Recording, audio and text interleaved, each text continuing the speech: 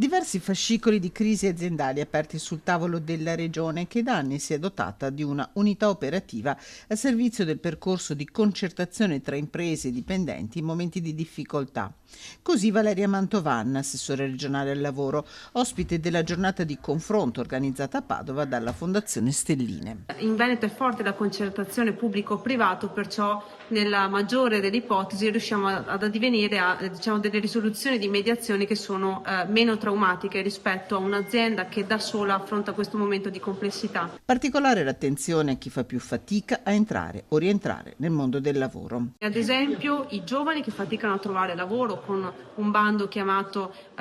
Giovani Energie Prima e Giovani Energie in Azione oggi, ma anche con un'attenzione particolare al mondo femminile, all'occupazione femminile, dove abbiamo